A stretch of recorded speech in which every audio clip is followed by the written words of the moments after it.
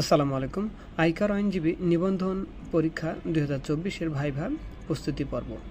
আজকের পর্বে থাকছে যে ব্যাংকিং মাধ্যম অথবা মোবাইল ফিনান্সিয়াল সার্ভিস বা অন্য কোনো মাধ্যমে যদি আপনি 4টি খরচ যেমন বেতন, ভাড়া, কাঁচামাল ক্রয় এবং অন্য যে কোনো ধরনের খরচ 50,000 টাকার অতিরিক্ত, যেটা ব্যাংকিং মাধ্যম ছাড়া অন্য কোনো মাধ্যমে বা ব্যাংকিং চ্যানেল ছাড়া অন্য কোনো মাধ্যমে যদি আপনি পরিশোধ করে থাকেন, তাহলে ট্যাক্স কর্তৃপক্ষ সেটা অনুমোদন দিবে না এবং বরং ওই খরচসমূহকে আয় হিসেবে বিবেচনা করবে।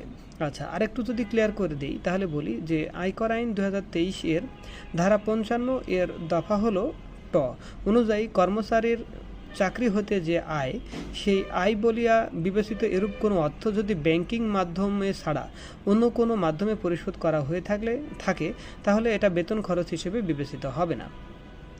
এছাড়াও অর্থ আইন 2024 অনুযায়ী সংশোধিত আয়কর আইন এর ধারা 2 এর দফা 25-এ কর্মচারী সম্পর্কে বলা রয়েছে যে কারা কর্মচারী। তবে চা বাগানের যদি কোনো শ্রমিক বা দিনমজুর থাকে, সেগুলো এই চাকরি খাতে যে আয় এর মধ্যে যে কর্মকর্তা বা কর্মচারী আছে সেগুলোর মধ্যে অন্তর্ভুক্ত হবে না, ওগুলো দিনমজুর হিসেবে বিবেচিত হবে, অর্থাৎ ইনকাম ফ্রম স্যালারি বা ইনকাম ফ্রম জবের মধ্যে অন্তর্ভুক্ত হবে না এবং সেটা ব্যাংকিং চ্যানেলে পরিশোধ না করলেও সমস্যা নেই। যদি বলি আয়কর আইন 2023-এর ধারা 55 দফা ঠ অনুযায়ী কোনো পরিশোধ যাহা ভাড়া হইতে আয় বলিয়া বিবেচিত তাহা ব্যাংকিং মাধ্যমে পরিশোধ না হইয়া যদি অন্য কোনো মাধ্যমে পরিশোধ করা হয়ে থাকে তাহলেও সেটা আয় হিসেবে বিবেচিত হবে।